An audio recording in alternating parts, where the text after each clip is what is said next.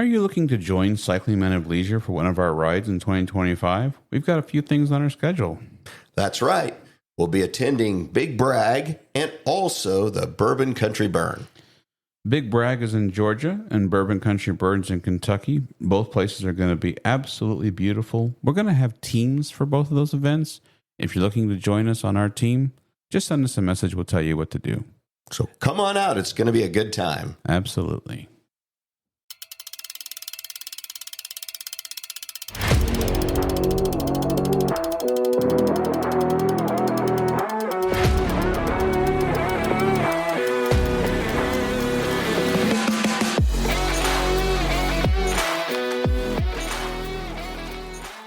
Well, it's time for Road Adventures with Cycling Men of Leisure, the podcast for cyclists who understand that riding is not just about getting to the destination, but the experience along the way. Now, here are the original Cycling Men of Leisure, Adam and Michael. Welcome to Road Adventures of Cycling Men of Leisure. I am Adam, and I am pleased to announce that across from me, once again, is my not only good friend, but co-host, Michael Sharp. Hello, hello. How we doing, Adam? Doing wonderful. I am back in Detroit. I had a conference in Atlanta, Georgia. Sounds wonderful. Anyways, go ahead. Sorry. Well, the Detroit part or the Atlanta part? The Detroit part. Oh, well, listen, I knew I was back home because as soon as we landed, there was snow coming out of the sky. And I thought, what am I doing here? So, but no, ironically, Big Bragg is in Atlanta, so I thought it was interesting that I ended up having a work conference there, and I was about 8 miles from where we're going to be later this summer. So, Oglethorpe was able to hook up with our good friend Juan, and went to a brewery there, and Scofflaw Brewery he took me to, and then we went to a beautiful Mexican restaurant, and then we'll hope our paths will cross again. I'm sure they will. So thank you, Juan, for meeting up with me. So that's awesome. I'm glad you guys had an opportunity to hook up. I saw you guys sent me a picture, so that was kind of cool. Yeah. It was nice. Traffic there is insane as it always is, but we made it work. So,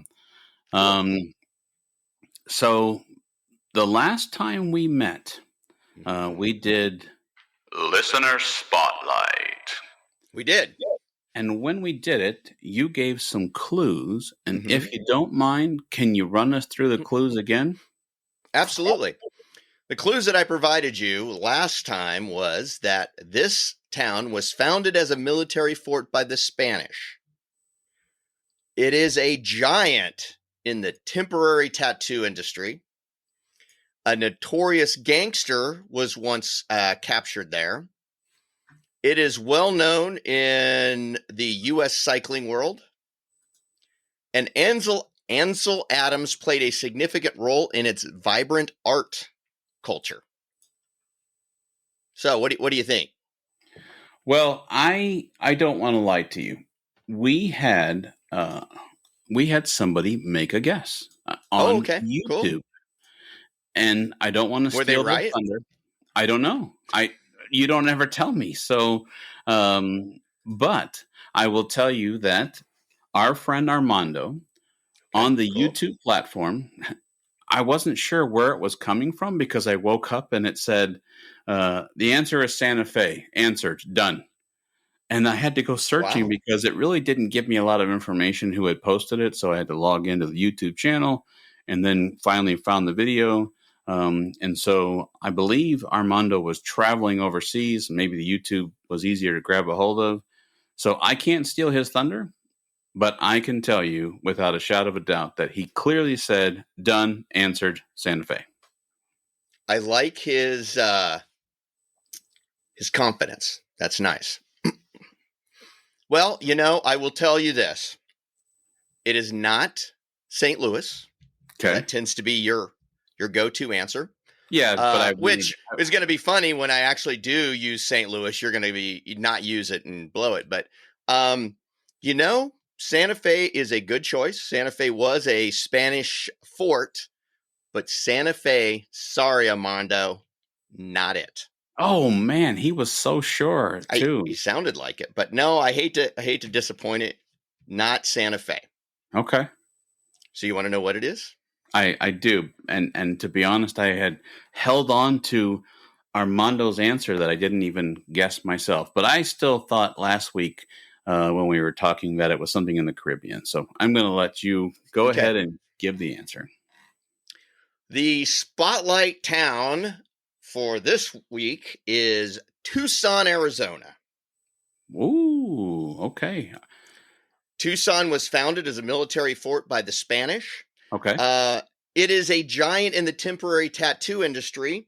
Okay. A company called TMI, Tattoo Manufacturing International, is housed there, and they are the largest makers of temporary tattoos in the world.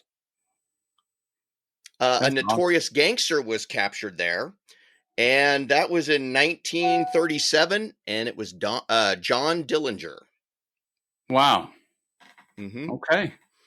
It's well known in the U.S. cycling world due to the Tucson Bicycling Classic, which is a USA Cycling stage race, which is sanctioned by USA Cycling. Okay. And then finally, Ansel Adams, the University of Arizona's Center for Creative Photography was founded by Ansel Adams. That's pretty cool. So there you have it. Tucson, Arizona. Thanks for listening. Appreciate it. Thank you, listeners from Tucson, Arizona. And we actually thank all listeners, but especially those in this week's Listener Spotlight. I got my voice toys back. I'm pretty excited. Yeah, great. We're all thrilled to death about that. So, well, listen, it adds a little something. Maybe just for me. Maybe it's only me that it adds something. So, kid at Christmas. So, what do we got going for this this episode? So, Michael, we have two special guests with us today, and one of them we actually got to meet last year at Big Brag 2023. Mm-hmm. We got a chance to spend a night in Franklin's snooze box, and our neighbor, Ryan Roenigk, was right next to us. And Ryan is with us today. And, we have people who reach out to us once in a while and say, hey, I think you should have someone special on the show. And Ryan mentioned Bruce White. And Bruce is here with us from the 9/11 Trail. And gentlemen, first of all, on behalf of Road Adventures of Cycling Men of Leisure, I really appreciate you being here. Thank you both. Yes. Thanks for having us. Yeah, thanks for having us. This is fun. Absolutely. Well, and I appreciate it. We obviously, Michael and I love to do normal shenanigans and funny stuff and give each other a hard time. But we're actually going to talk about a subject that's just not to be a downer, but just as a little more serious. And so, Ryan, you thought that bringing awareness to a ride was something that we could do, and I really appreciate you doing that, by the way. Mm-hmm. And so, why don't we get into it, Ryan? I'll let you go first and kind of what you thought, and then we'll bring Bruce on. So, well, thanks a ton, both of you. I appreciate this is one of those long time listener, first time guest. And what I'll say is that I think organizations and events and places are important, but people, at least for me, people make the connection. So just like you mentioned, we met just what you do on a tour. You talk to the people who just rode 50, 60, 100 miles. I look for opportunities to do that, and simply just a web search for statewide cycling events in Pennsylvania, where I'm from, led me to find that there was not only a statewide ride, but it was in a very convenient time for me. And that's how I met Bruce. So I, like a lot of things, you sort of bump into it tangentially or I guess orthogonally or something. You kind of come at it from an angle, and then you see a whole lot more behind it. And I would say that's Bruce in a nutshell. You meet Bruce and you learn, oh my gosh, there's so much here. So I'm just a little bit part of this. I'm really happy to make the connection. I think Bruce's story and what he's involved in is absolutely right up the alley of the show and your listeners. That's awesome. Cool. So without further ado, let me introduce Bruce White. And Bruce, you are the 9/11 National Memorial Trail Bike Director. And also you're an advisory board member of the September 11th National Trail Alliance. Bruce, welcome to Cycling Men of Leisure. Really appreciate you being here today. Yeah, thank you. Thanks for having me. this is exactly what we're about. We're trying to raise awareness, like Ryan said, that the trail even exists. So there were meetings that were scheduled 3 days after 9/11, the 9/11 attacks in 2001, and they didn't cancel them. Instead, they met. A few people didn't make it, but they decided in those meetings, it was either on the 15th or the 16th, that they wanted to put together a trail linking the 3 crash sites. So wow, it took a long time to get a product that we could use, and it wasn't until 2019 that we actually ran a bike tour that did the entire triangle. We have over 1,500 miles mapped out now, which includes a loop to Gettysburg. But the actual triangle that we do is it's about 1,250 miles. It starts at the Pentagon, the Pentagon Memorial, and we ride through several of the memorials in D.C., and then we head up toward Shanksville, Pennsylvania, where Flight 93 crashed, and spend time at that memorial, which is amazing. And then head across the whole state of Pennsylvania into New Jersey, cross the George Washington Bridge into New York City, and down to Ground Zero. And then we head back to the Pentagon. So it's a enclosed triangle. It takes 27 days, counting 3 off days. And we're going to do it this year again for the 3rd time, starting in June.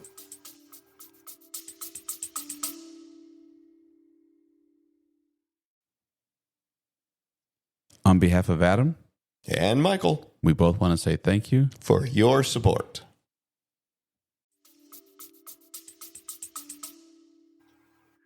Now, is this something that someone can, maybe a little bit late now or maybe not, but is this something that someone can sign up for? Or? Yeah, we have about 30 people signed up right now, and the logistics and the structure can sustain more.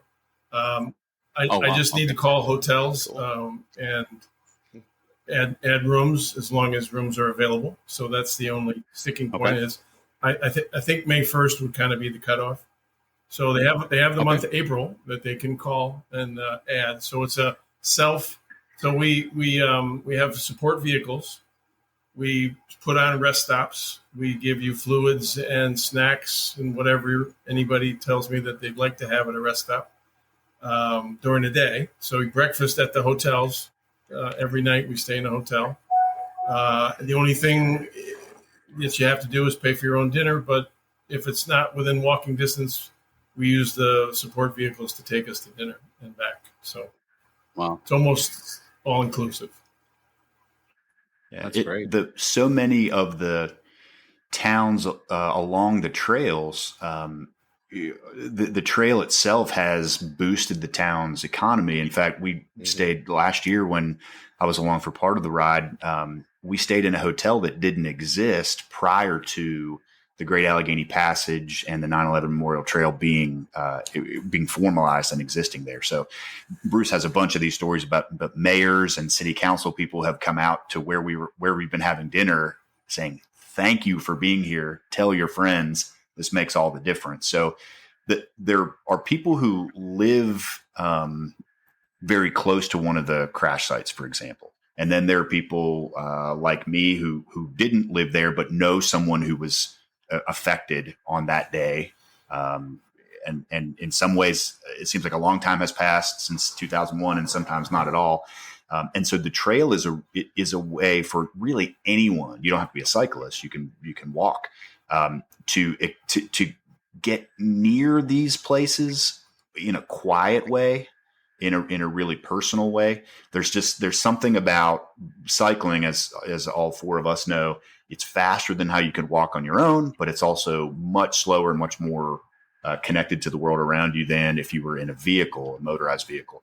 And Shanksville, Pennsylvania in particular, maybe the less popular or maybe less well known of the 3. It is it has very much the same vibe around it as Gettysburg or Arlington, National Cemetery, it's just a very different kind of memorial. And so if for nothing else, and that's the first day on this year's ride, I'll be finishing Big Bragg in Savannah and then hustling to Pittsburgh and then getting to Shanksville for the first day with Bruce and the gang. And that's going to be a heck of a way to start that ride. It's one of those things you really have to be there. Well, what I'm looking at in the research that we did, Adam and I spent some considerable time, and you guys had sent us a bunch of information. I know to a lot of people, 27 days sounds daunting and that type of thing. But from my understanding is you're averaging 50 miles a day. And really, I think your stated speed was between 12 and 15 miles per hour. So this is not like a high endurance, long distance ride every day. It's something that your average cyclist pretty much would be able to participate in. Is that correct? Absolutely. Several points to what you just said. First of all, they don't have to do the entire 27 days. Like Ryan just said, Ryan's joining us on day 8 and finishing it with us. But there are people who are just joining us for a week. We got to kind of figure out the logistics of how to have them find us and how they get home at the end. But we actually price it to where whatever hotels they're in. Western Pennsylvania's hotels are less expensive than the East Coast big city hotels. So that portion of the event, the western portion of the bike tour, is even less expensive per day. So we're really trying to raise the awareness and memorialize the heroes and remember is what we're really trying to do. I have a history of leading over 35 bike tours. I have a Boy Scout background that's 20 years. I've gone cross country with Eagle Scouts twice. I have never participated in a bike tour that was more moving and all-inclusive as this bike tour. We have history every day. We have things I never knew, from the Johnstown flood to the just amazing things that the history of Reading, Pennsylvania, Easton, Pennsylvania, towns that, most people don't know a whole lot about. In addition to what Ryan said, I have a special people list that's starting to close in on 100 people that will meet us somewhere along those 27 days, whether they put on a lunch for us, or the mayor comes and shakes our hand, or congressmen and senators in Harrisburg, Pennsylvania come out to meet us. We were actually on the Senate floor the last time we went through. We were invited in by one of the senators. That's cool. So it really is starting to catch on and become, more people are becoming aware of the trail. So, but the important part is they don't have to do all 27 days. They can join us for a section of it. I have a goal. I will eventually do all 27 days. About a week at a time is what I can wiggle away right now, I think, until all 3 kids are out of college. Gotcha. That goes. What kind of road are we dealing with? We do have some riders that only like road, some who like gravel. I even saw one of the largest rides in the country, Ragbri, has now opened up all 7 days to gravel. What kind of road path are riders looking at when doing something like this? Well, the eventual goal, which I may not live to see, would be to have it 100% off-road. Right now, it's about 60% on-road and 40% off-road, of which it's about 50-50 between stone dust trails and paved trails. Okay. If you have a 28 millimeter tire, you're fine.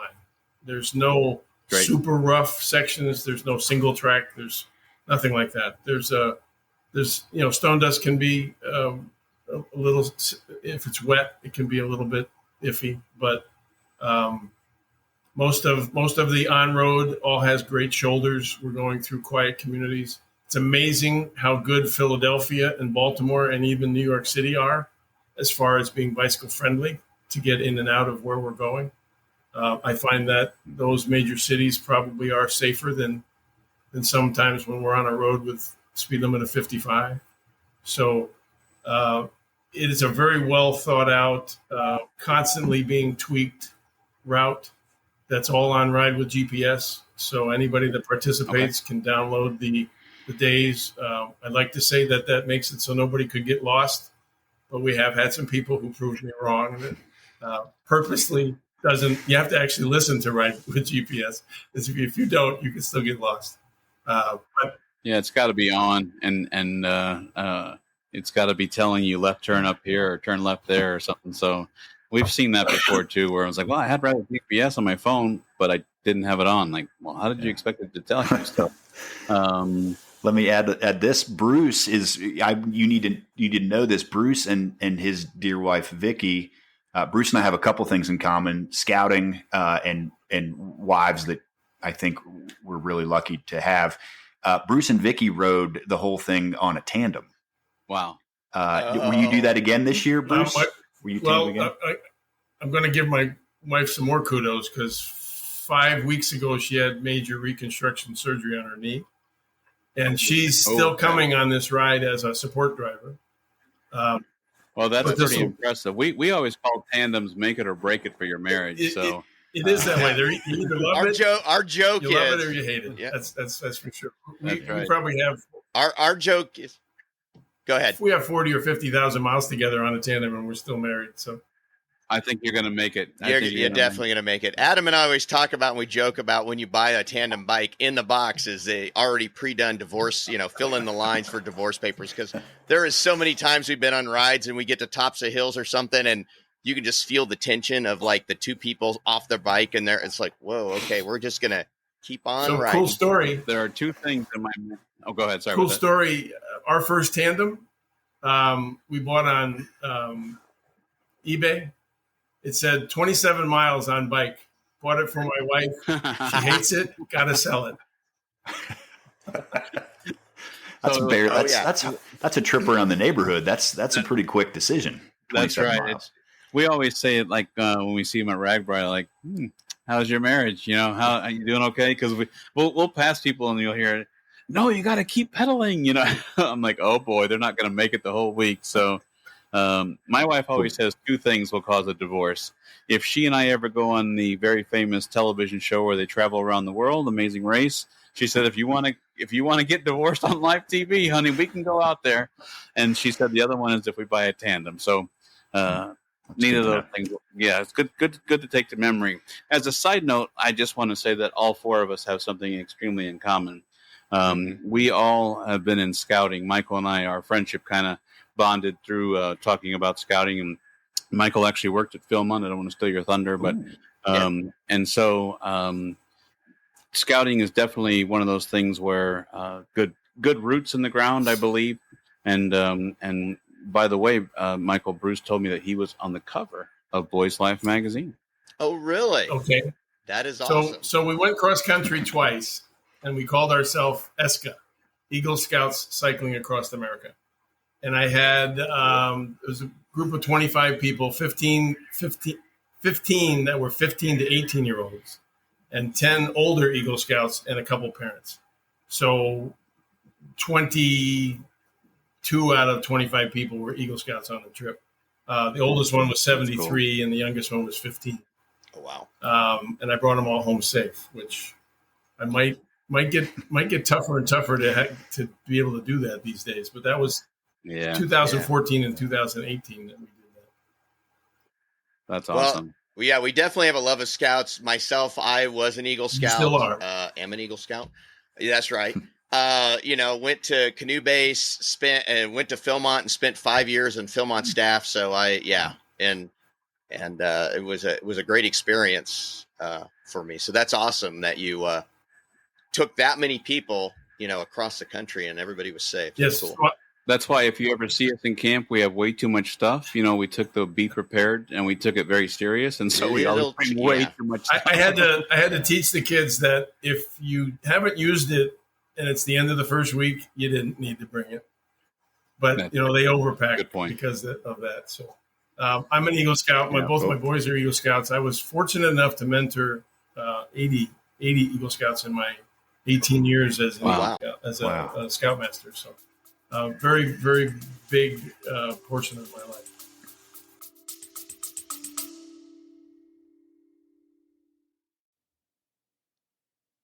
Hey, Adam, I need a Coke. Sounds good. We'll be back after a quick break.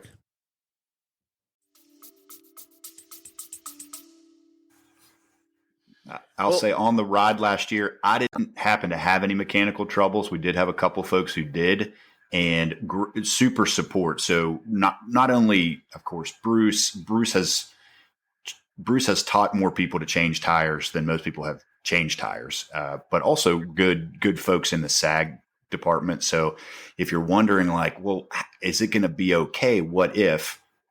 You don't have anything to worry about if you're thinking about being part of the trip for a day or for all 27 days. I would also say, in a little bit introverted like I am, Bruce was my quote unquote buddy on the trip, and we had not met. And so there we are the first night I'm there, and I'm thinking, okay, you're probably a cyclist, or you might maybe also be. And then there was Bruce, and I thought, okay, well, I think I know him. And immediately you feel like you've been, on a road trip already with people for weeks. That's as we all know, that's not a guarantee. I think the spirit of the group and the spirit of the folks, not only like formally involved in the foundation and the trail, but also just anyone who knows about this trail, it sort of changes. Now I feel like an ambassador for it. I thought, how could I not mention to you, Adam and Michael, that this thing exists? The speed you asked, you mentioned the speed is just the right speed for the terrain, but also for the contemplation of what and why. I'm used to riding a lot faster than that. And I will say that it took me a day or two to realize, wait a second, this is not like, I'm not trying to set a KOM. I'm here for a different reason. We had a really wonderful geologist along with us to take us out of Pittsburgh and into the middle of Pennsylvania that gave us this is why this hill is here. Like, this is why that looks like that. And then also just the concept of what happens around Shanksville. So there are places that without this tour, you wouldn't know were there. Just some of the gardens and some really interesting decisions that local folks have made because they're coping with what they saw that day. Sure. And so you could do this on your own. Of course, the trail is there 24/7. Being part of this group and this tour is particularly special.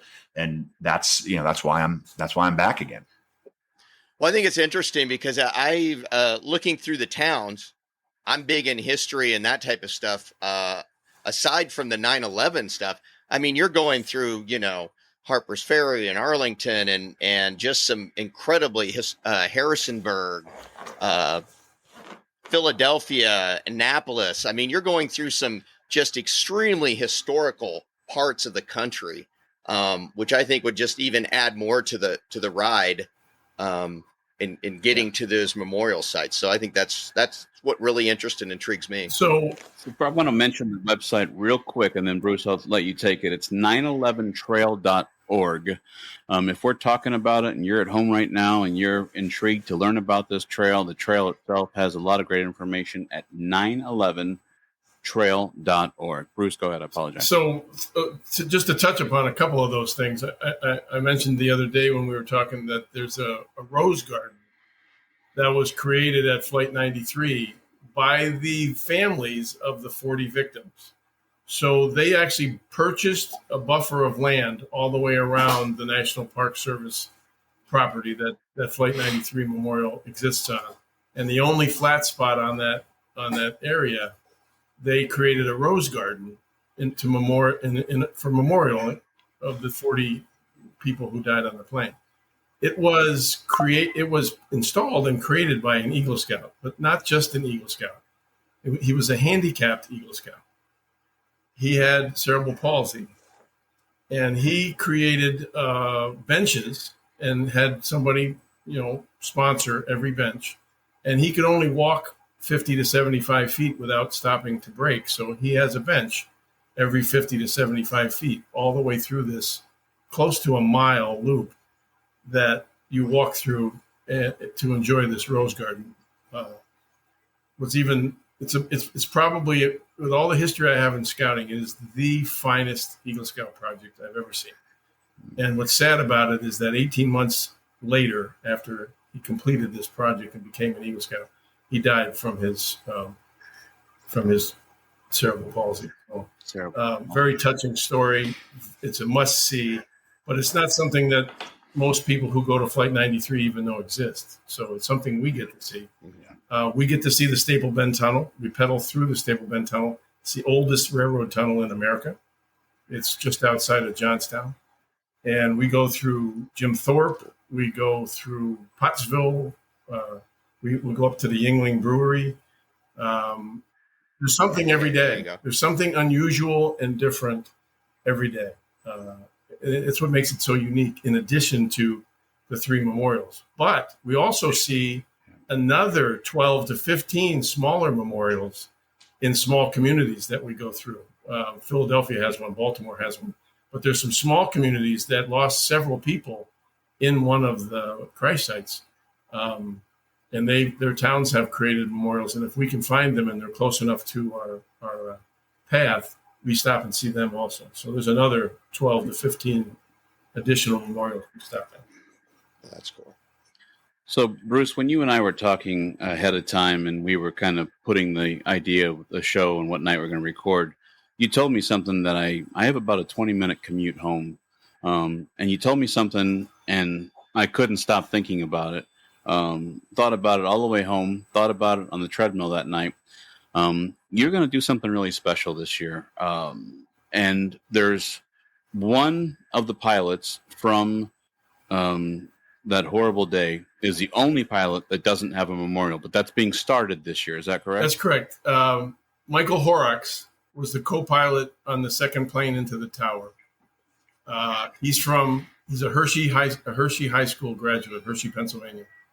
A friend of his has been pushing for 20 plus years to get support to build a memorial. And he's not only building a memorial for Michael, he's building it for veterans and for EMTs. And it's a very nice memorial. It's called Courtyard of Honor. We will stop at it this year and visit as they break ground this year. So it should be done within the next 2 years. And hopefully in the future, we'll make it a stop point every time we do the bike tour.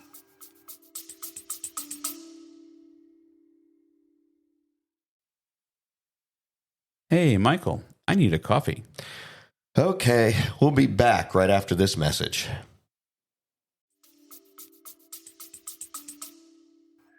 But currently, he is the only one that doesn't have a memorial. The others all do. We lost 8 pilots that day, and the other 7 do have memorials. Michael Horrocks was the last.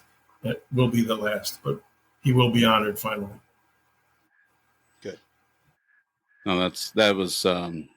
Sometimes I know I was when you called me and we reconnected. I was in my office, and then even when I walked out to my car, I mean, you had told me the Eagle Scout story of the young man with cerebral palsy, and I'm sorry we lost him. And it's just so powerful that he had to go from bench to bench to be able to complete that project. And it was that, and then telling me about the memorial. And I called Michael. I said, I got to call you. Can you take a call?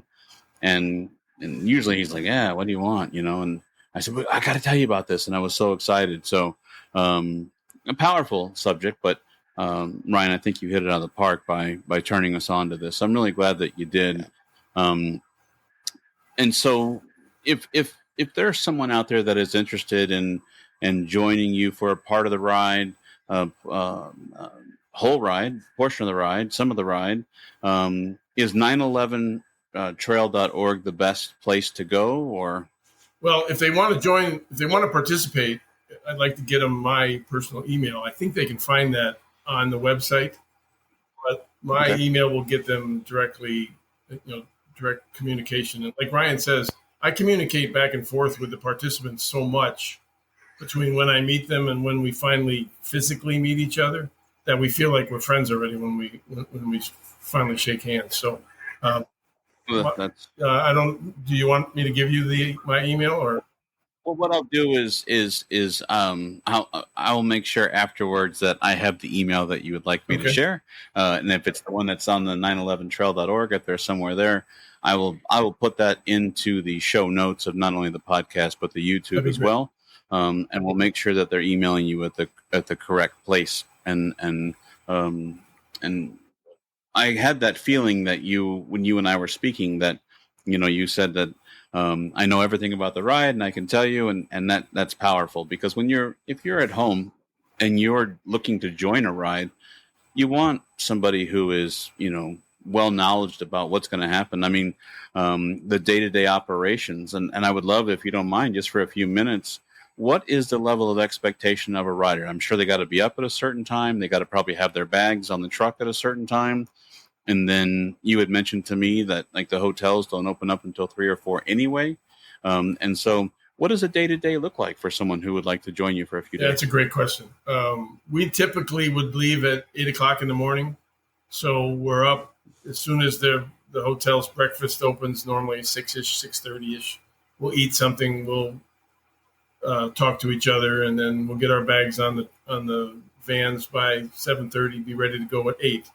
So occasionally we have a hotel that would let us into 2, but normally it's 3. That gives you 7 hours to go 45 to 50 miles. So you don't have to hurry. So there are times that we're going 18, 20 miles an hour on a nice flat, slightly downhill, wind at our back situation. But we stop a lot because there's a lot of reasons to stop. So there's a lot of emotional things that you see that you just don't want to miss. There are picture shoots. There are stunning views. There's just enough stuff that occupy the time that it's all of a sudden it's 3 o'clock and you say, oh, we still got 5 miles to go to get to the hotel. You're going at a regular, maybe most bike clubs would call it a C-level bike ride. Ryan is a little better than that, and he does. Not better. Just I sometimes go faster, but that's not better. But I think he's the kind of rider that really understood that there's so much to see. So it wasn't about that. I mean, it's just about anybody who does some pre-riding beforehand can do this. There's a few hilly days, but those are shorter.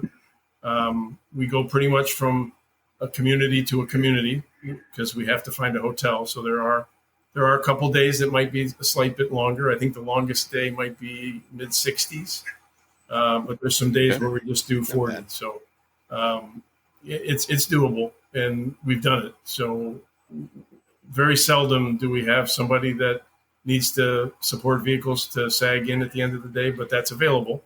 So if somebody's having a bad day at a rest stop and they want to call it a day, we put the bike on the rack and we help them get to the hotel. So no issues. That's great. I'll say you could Bruce mentioned 28 millimeter tires. That I felt completely comfortable with that width. I'd also say if you're comfortable on flat pedals, great. Clipless pedals, we had a couple of guys who that's just what they chose, and that's okay too. I think if you're comfortable clipping in, you know how to get in and out of those, and if you're not, you certainly don't need to be. I would say that if you want to really drop the hammer and push some watts, you can do that until the next interesting waterfall or something, and then you stop and pull over. So much of, because this is it is now and will be even more so a designated trail, there are all sorts of things along the way. So it's different if you're doing, a temporary ride. I did a week in Oregon. Those communities are about 300 people. So no one was ready until they said, hey, there's people coming.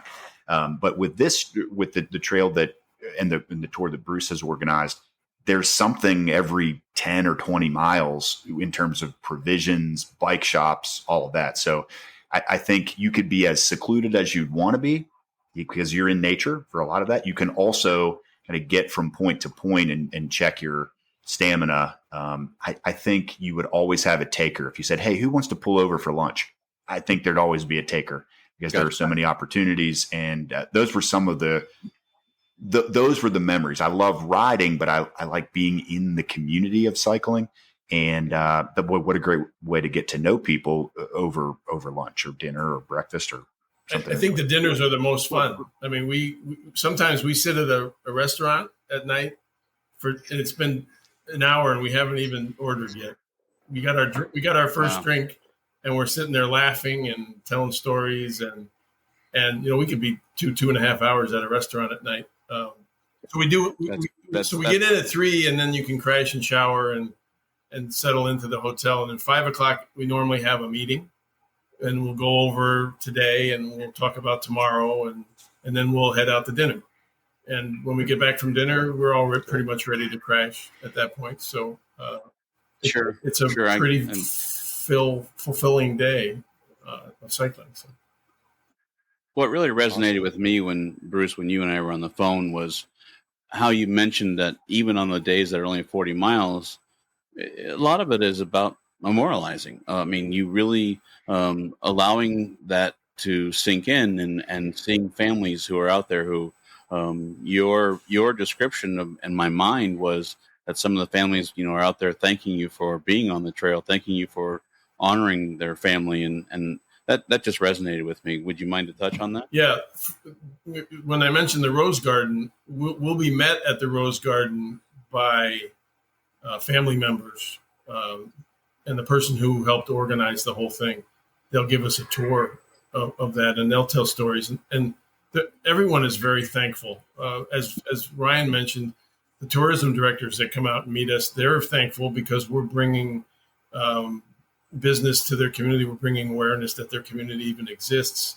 But the youngest, this is a really touching story. The youngest lady that was on the Shanksville flight 93, her name was Diora Borza.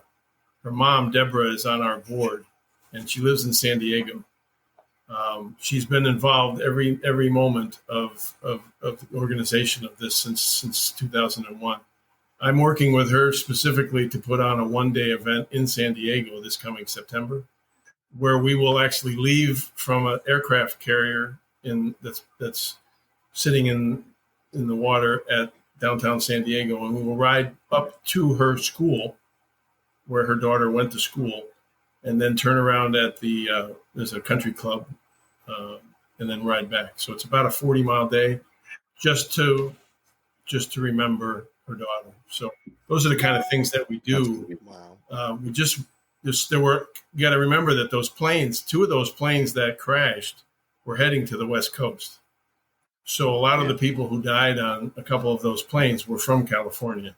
So it's kind of neat that we're expanding to try to include more of the victims' families. It was definitely a very hard time in our country. I mean, my father was flying that day. He was a pilot for his career, and he was escorted down and could only tell us a little bit for a while. And definitely, I think what you guys are doing and Bruce, your connection with being the tour director is amazing. And but I think there's something that we definitely need to hit on here, which is the trail actually was signed by the President of the United States. And you want to touch on that, how that all came about? Yeah. So the actual official name of the trail is the September 11th National Memorial Trail. It became a National Memorial Trail when a bill was passed, unanimously signed in the House, unanimously signed in the Senate, and signed by President Biden. It was it was October of 2000. It was October 13th, 2021 is when the day that the president signed it. So that's 20 years later.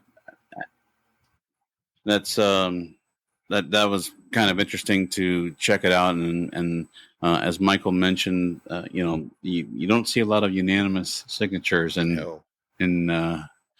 bills. So that's awesome to see. So the trail itself goes to the 3 major crash sites. In between, there's many things to memorialize, many things to see along the way. I think there's a really big question that I have. To get anything done anywhere that I know of, it usually takes money, some sort of money, whether that could be donations, whether that could be along the way. How was the trail funded? Is there something that that I can throw on the show that someone could put a donation together? Is there anything we can talk about that would be a good segue to help out with that? Ryan, why don't you go ahead?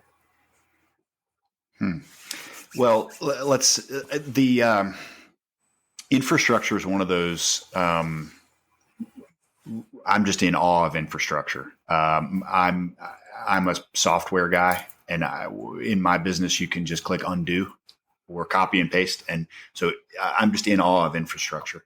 My dad is an engineer. He's grew up in Western Pennsylvania, went to Penn State, worked in the metals industry his whole life. And so that's big time infrastructure. I'm just in awe of all of that. Imagine all of the things that happen naturally. So rain, sleet, snow, all the stuff that can cause, at least growing up in Pennsylvania, I know that it seemed like if you wanted job security, if you worked for the Pennsylvania Department of Transportation, there's always a pothole to fix. Well, the trail has those same challenges, but doesn't get the kind of traffic and necessarily notoriety. So the funding that we're working to raise and any donations that come through the 911trail.org website are all about establishing the trail and maintaining the trail. Without a maintenance budget, without a long-term plan, and both of you know, being part of government, if you don't have an end in mind, you probably shouldn't have a beginning in mind. You really need to lay those things straight and deep. It's really kind of ironic to see you're on this kind of crushed gravel, almost powder trail going through these railroad tunnels and under bridges that have stood for, practically 2 centuries. Really, really amazing ingenuity. So the best way, so my mom asked the question last year when I was preparing to ride. She said, well, how can I be involved? Can I donate? And I thought, oh, yeah, that's a great idea. Moms tend to have great ideas, mine in particular, I'll say. And so you can visit 911trail.org and make a donation, and Bruce can tell you the details of it, but that donation is going to be used for the trail. It's not there for headquarters. It's not there for salaries. It's really there to take care of the trail. We, as a family, try to find ways to make a difference. And I love this idea of you do for one what you wish you could do for all. So, if you can't afford to fund the whole, whatever it is, we'll do the part. If you can't help everyone who's hungry in the world, do your part for one of those. So we, and because again, it's people who make the connections. And so the people I know who were affected on that day, and Bruce and the other folks who were involved in the project, just inspire me with so much. I'm not great with the shovel. And I don't live near the trail. I live about an hour west of Atlanta. So the way I can contribute is to raise some money. So we kept it quiet for a little bit, and then Bruce encouraged me to tell the story because other people might want to be involved this way too. So we're going to do our very, very best to raise as much money as possible this year. And so between when you hear this and September 1st of this year, we're going to match all of the funds donated above the cost of the ride up to $10,000. Wow. And that's not enough to do everything, but we're going to do something. And when I say we, that's the commitment that my dear wife is making, and my parents and my company and friends and family who maybe aren't cyclists, but boy, and this sounds a little corny, but it's true. They're Americans, and they care about making sure that everybody, no matter when it happens, no matter when they come across this trail, can access this part of our history. So that I encourage everybody, you do what you can, and with the causes that speak to you. This one certainly speaks to us, and so we're gonna just tear after it, I guess is a good way to say it. And we're, it's really fun to see my mom talking about it and my dad talking about it and folks here in West Georgia talking about it. And so but it's because we know that those funds will be stewarded very, very, very well. It's one of those things. I don't have a single concern about how well those funds will be used. I think the folks involved will stretch $1 to get every penny out of it and then some. That's amazing. Awesome. That's powerful. And you're right when you mentioned the government thing. I mean, there's things where in my world, people want us to start new services, but in truth be told, we can't fund them. So can't continue to fund them. We can start up, we just can't continue. So we're trying to figure out different ways. But your family's donation is an amazing foot forward to continue the goals and dreams of those to put this trail together and to continue the good fight. And so I think that's absolutely amazing. After this recording, if Bruce, just to make sure, if I were to drop the link in the show, is it just a regular donation link, or is there a special link that someone needs to click on? I just want to make sure that if someone's inspired by that as much as I am and they want to help out, is it just a general link or a special link? It's a special link. You go to 911trail.org and then you click on visit the trail, and then you click on the actual June bike tour, and then you find any participant and donate to that participant. And that way, that's what those dollars are what Ryan and Ryan's family will match. That's amazing. I'll make sure that if you're listening to this and you're inspired, I'll make sure that make your life really simple by putting the link there in the show notes and also in the YouTube show notes. So that's amazing. I just have to say, guys, we certainly do appreciate you guys coming on and talking about this. And this ride looks incredible.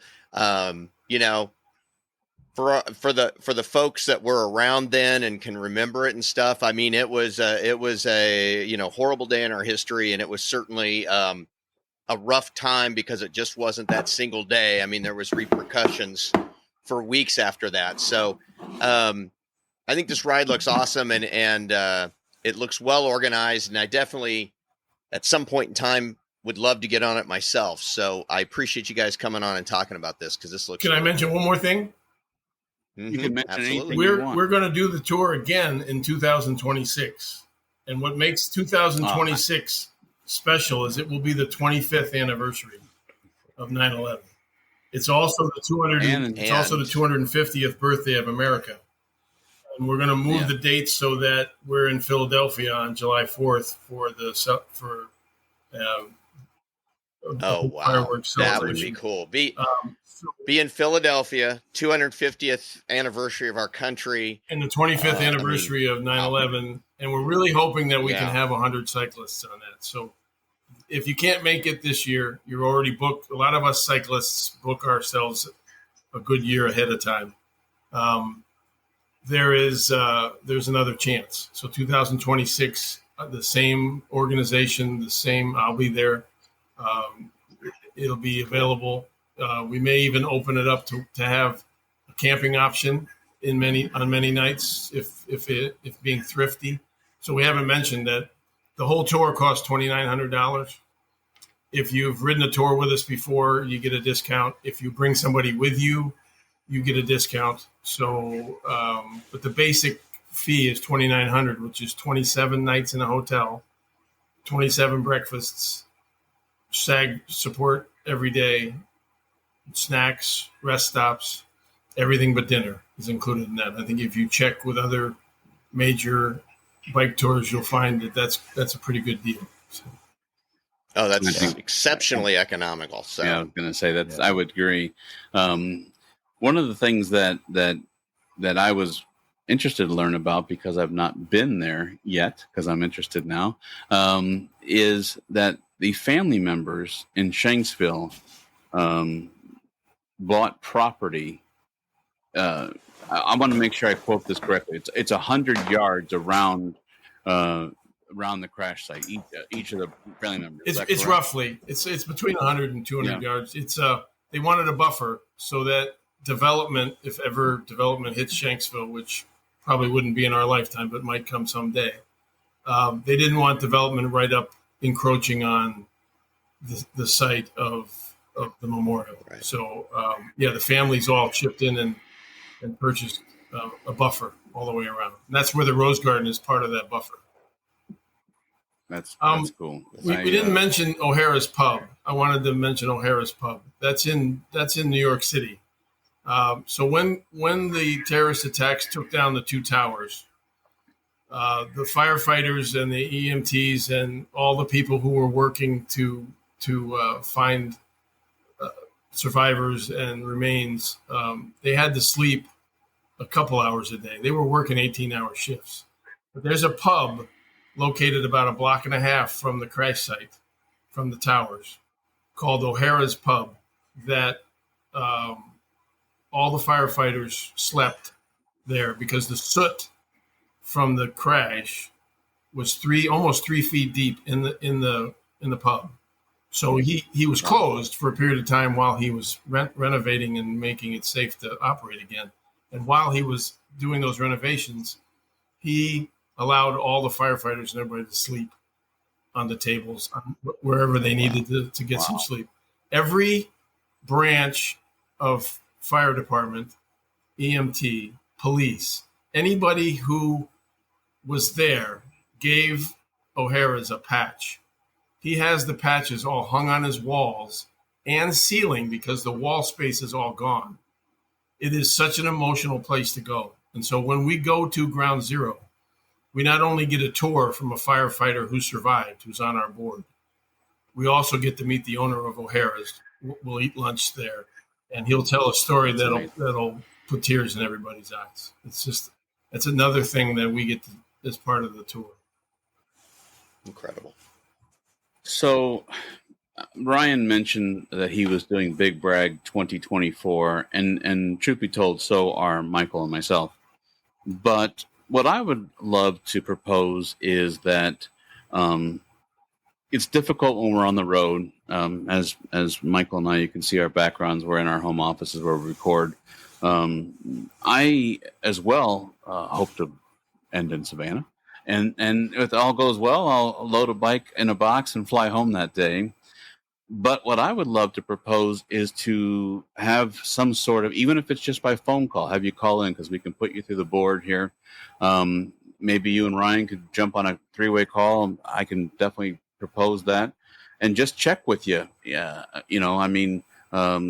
check with you and see how things are going and anyone special that you've got to meet. Is that something that you guys would be palatable to, or?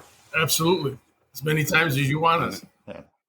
Yeah, that would be awesome to get a check-in from the trail and that type of thing. So we'll have to make that happen, Adam. I think that's a great idea. No, I know it's just difficult from where we're going to be in Georgia, but let's touch on a couple things. We've got 911trail.org.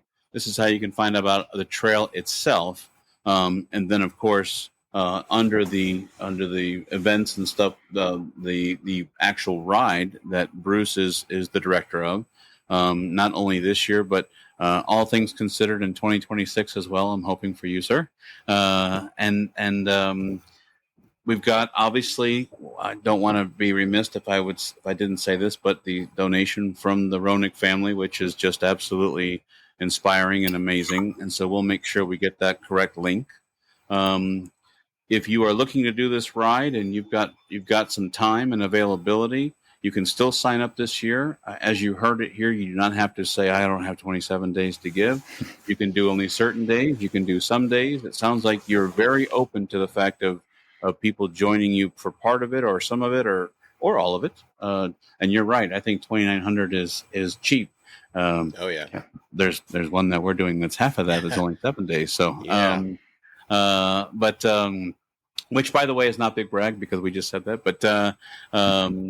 But I think that's extremely very fair pricing, and not only that, but the memories that you'll come away with. Obviously, you've definitely inspired Ryan. Otherwise, he wouldn't be giving up a Friday night and obviously family wouldn't be giving the donation that they're giving.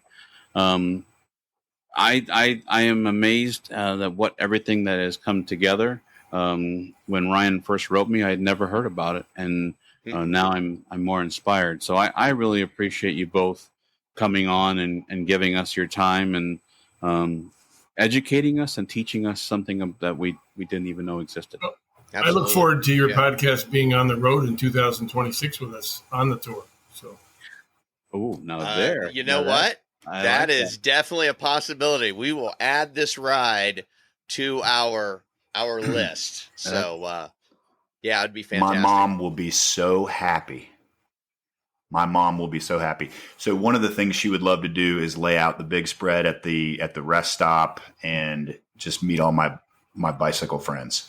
And so I will say the easiest way, if anyone's thinking, well, how do I even figure out if I can be part of this ride? So take a look at the website, 911trail.org, and see the schedule. It's all laid out there, the distance, the start, the end each day, and then figure out an airport that you could get to and when. And that's pretty much it. The ride is going to be in a predictable, reliable place each day.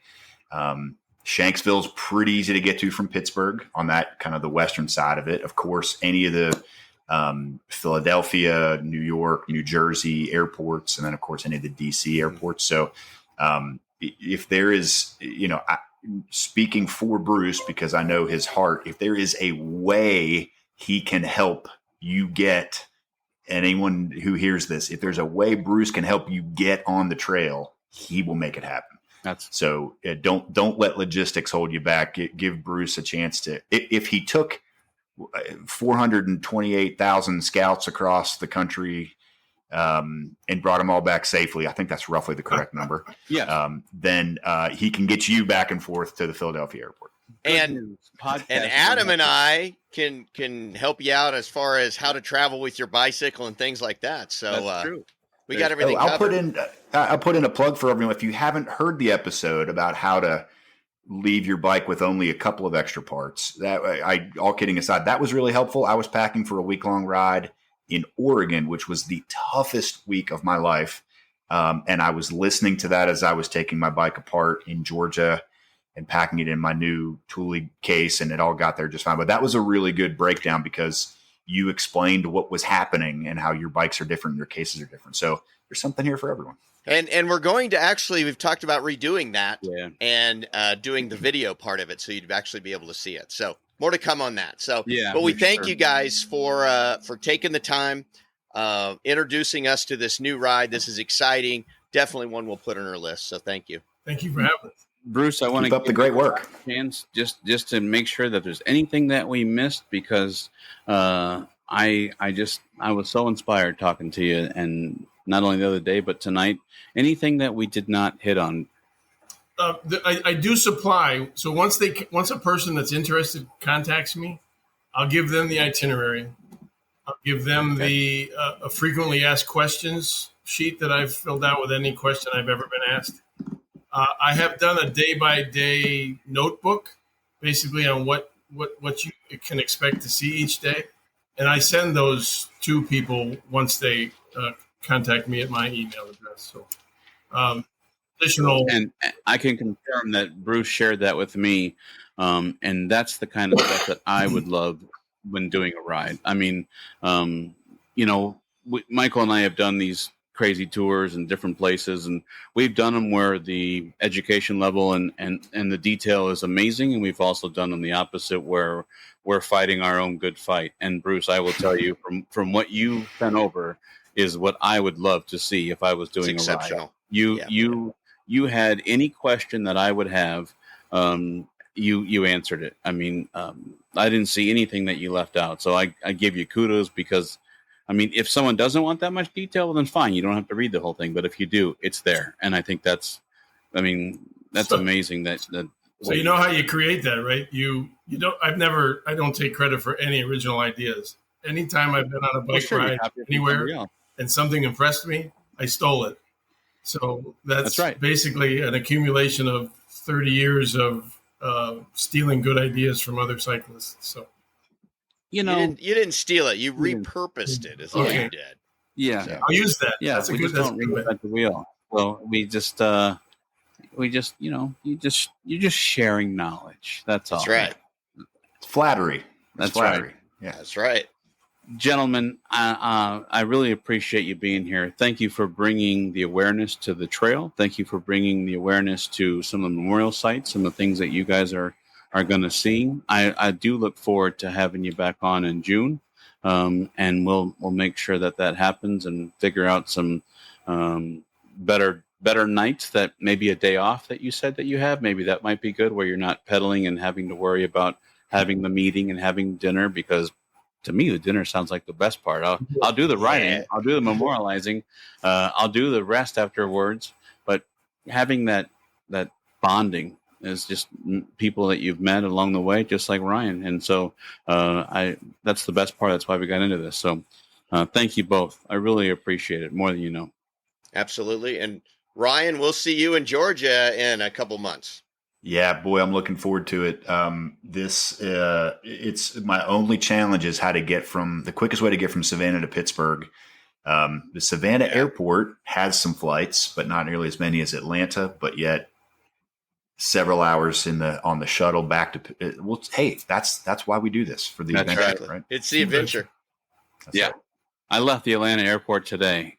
I was there at 6 a.m. Not sure what I would think. That place is busy, no matter if it's 6 a.m. or not. I couldn't believe it. So, Adam, where was your meeting? Where was your conference? It was at the Atlanta Hilton, Atlanta downtown. Okay. I was at the Georgia World Congress Center. I have a daughter who plays volleyball, and there was a drug and alcohol summit on the other half of it. And I thought, what are the odds? Yeah, no, this was from the FTA, and my wife kept saying, "Well, are you having fun?" I'm like, "Well, it's a kind of a dry subject. It's not like it's like, oh yeah, we're doing this," but it was educational, something that I really needed to be at, and they're changing things all the time, and good learning, and it was neat. We went to Olympic Park one night and walked around, and then had some dinner nearby, but it's okay to be home too, except when I landed, there was snow for some reason. So 80, 70, 60 back at home in snow. So something's not right there. So I hear that. Bruce, thank you so much. I really appreciate your willingness to share the information with me, bringing it to the limelight, and letting us have a new subject to talk about, not only on this show, but just to spread the word of something that's actually really powerful. You're welcome. Anytime. Thank you, guys. Anytime, guys. You have a new fan. You have a new fan. I'm going to start listening to your podcast. Hey, all right. That's great. We hope that you enjoy it. And if you ever want us to talk about something else, come on. We'd love to have people to come on. And you can only listen to him, Michael, and I so much. Let's be honest. Yeah. Everybody be careful out there. All right. Thank you so much, guys. I really appreciate it. Thank you. See you.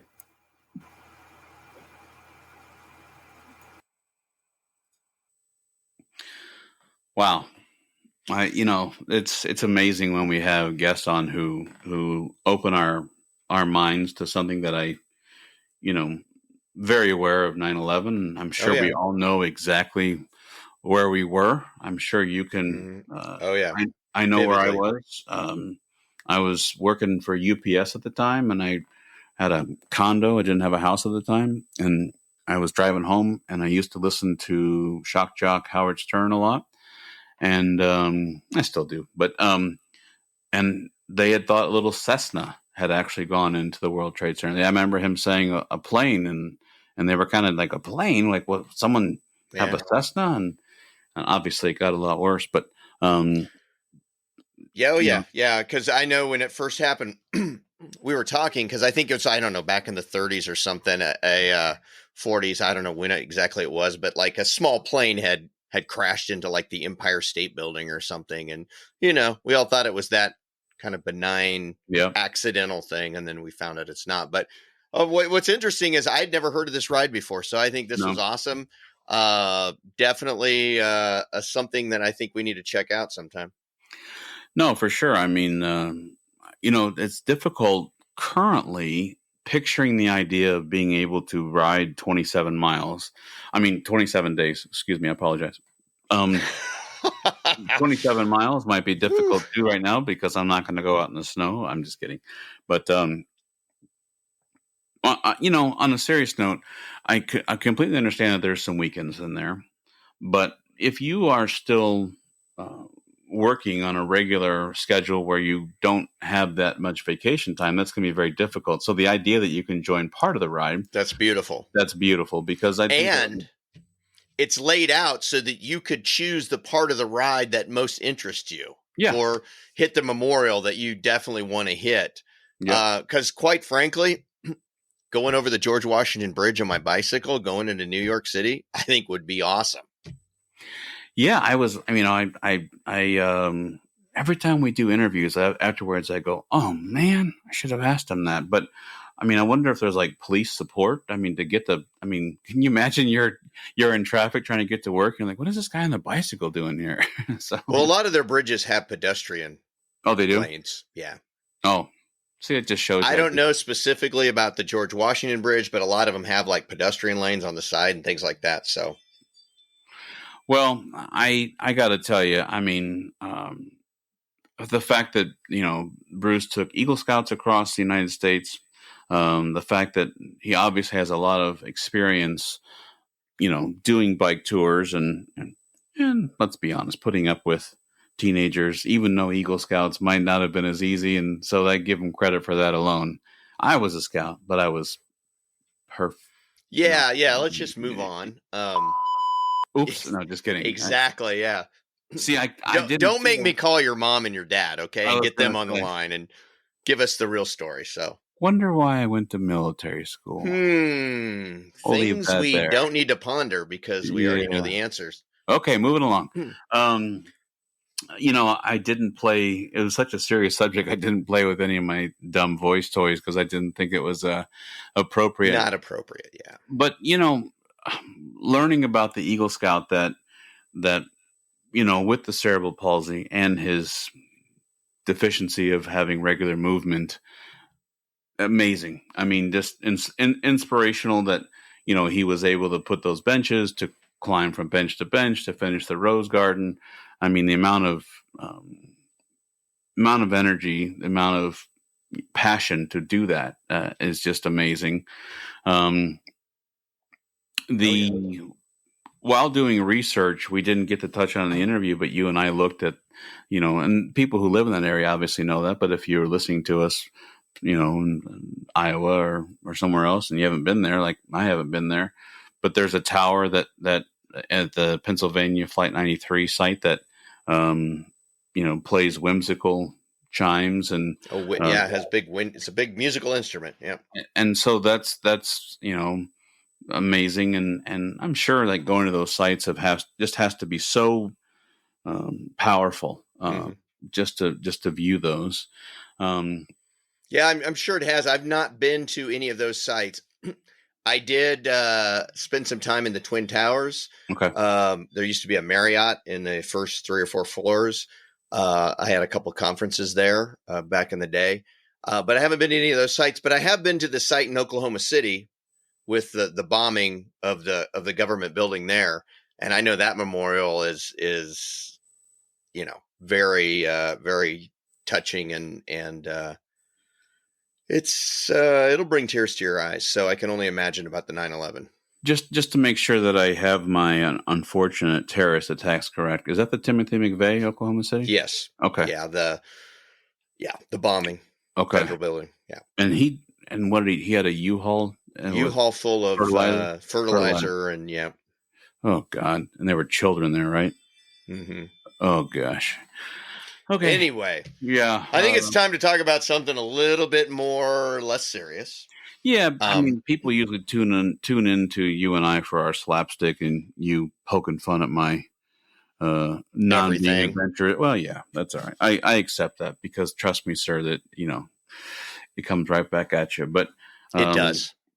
But on serious note, I really appreciate, Ryan and his family's donation is amazing. So we'll make sure to get that link below.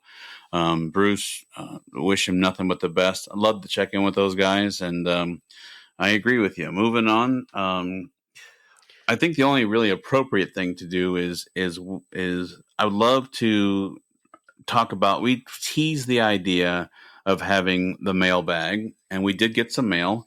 I think we need to do that next one. You think so? I think so. Okay. Because I'm still going to give you the the next on our listener spotlight. Yeah. I love having my toys back. Yeah, so does the rest of us. Oh, come on. I'm sure people love So I think we do that, and we'll save the mailbag for next time. Okay, because I won't lose it, because I've been thinking the best way to answer. But okay, we'll save it for next time. In that case, give us some clues. All right. Listener spotlight. Here are your clues. St. Louis. No, just kidding. Go ahead. I had to bring some humor back in the show. You didn't have to, but it's probably a good idea. This town was originally part of another town. Oh boy. Yes. The name changed when it was incorporated. It then became its own town. It was incorporated. It changed its name. And then soon thereafter, it changed its name yet again. And I will give you a little hint here. It's actually named after a colonel in the militia. It grew to become a very big traditional mill town due to its location on a river. A canal ran through this town in the early part of the 1800s. Relatively significant canal ran through it. And here's a good one. All right. Are you ready? It is located in a state that it was not originally established in. Meaning that where it is located, it hasn't always been that state. They redrew the boundaries and it became in a different state. Or for some other reason, there's at least 4 situations or 4 states that I can think of that through different compromises and changes and things like that, where certain states gave up parts of their state to other states. I can think of at least 4 right off the top of my head. But so to be clear, and I'm trying to walk you right into a trap, but you're saying it's one of the 50 states of the United States of America. So this particular listener spotlight is in the Americas. See, you're starting to pick up on the small, little nuances of the clues. There you go. We're talking about a state, one of 50. Mm-hmm. I'll even help you out a little bit here. Oh boy, because you haven't done very good on the guessing thing. I've been horrible. I wasn't going to be that mean about it, but okay. You've scored an F. 0.0. Yeah, like you're great in senior math. Spicoli. I told you it was named after a colonel of the militia. That should also give you a little hint there. Well, go ahead. I was going to say Michigan has a militia. Yeah, but I don't think we're going to name a town after probably any of those guys. Okay. And I also talked about that it was a big traditional mill town. And if you know anything about mills, if you put the mill thing together with the colonel and the militia, you can start to kind of at least get a region of where this might be located. Okay. It's not St. Louis. And it is not St. Louis. Armando, it is not Santa Fe. But we appreciate Armando guessing. We do. And you know what? As soon as he had told me this, Adam had told me this off air, and I was like, you know what? That is a solid guess.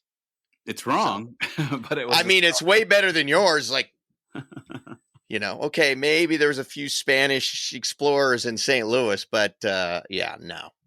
St. Louis is not it. So there is our clues for this episode. Well, perfect. Good luck. Well, okay then. I will. I'm gonna think about your clues. Give it a honest guess before the next show. And for those of you out there thinking, "Oh, right," I'm sure Michael tells him. I promise you, he does not. He does not. So. Because actually, I told Adam's like, "Why don't you just tell me?" And I was like, "Because you're not a good enough actor to act surprised or whatever." Of what the town is. And I also worry that you might give something away. I could. I could, but I like I do Atlanta, and you're like, well, I was just in this town that he's talking about last week. It's like, That could be if you said they have a brewery on the top of a hill by a cemetery, I'd be like, oh, Atlanta. Atlanta. True story. I'm in the lift, and I met our mutual friend halfway because he was coming from a long way, and so lift driver turns. There's a big cemetery, and I'm looking at my Lyft app, and I'm like, God, it says it's at the top of this hill, and sure enough, cemetery, boom, left, brewery. I'm like, oh, interesting. So, oh well, as long as it's zoned for commercial, you're okay. Hey, even if it wasn't, I didn't care. I had a beautiful amber beer. So, well, great. Always good to be with you. I think that obviously the highlight is the 911trail.org. We will drop all the information down below. And please check it out and share it out. And if you're looking at making a donation, obviously, the up to 10,000 is going to be a match, so that's really cool. So, and without that, I guess saying that, I'll say I'm really hoping that today is a great day for a bike ride, but here it was not. What about you? 70-degree temperatures, so today was in fact where I'm at a great day for a bike ride. On that note, sir, have a good night. Thank you for coming along with Adam and Michael on Road Adventures with Cycling Men of Leisure. If you have enjoyed this, please subscribe to the show on the podcast app of your choice.